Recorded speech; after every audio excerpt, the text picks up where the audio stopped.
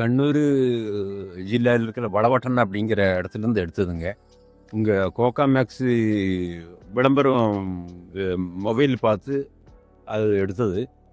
3 தடவை அப்ளை பண்ணேன். ஆனால் ஒரு 20 வருஷம் 25 வருஷம் பழக்கமுள்ள தென்னை மரம். முந்தியெல்லாம் காய்க்கிறது கம்மி. இப்போ நல்ல பசுமையாக இருக்குது. பூ விடுறது நல்ல இஷ்டம் போல் விடுது.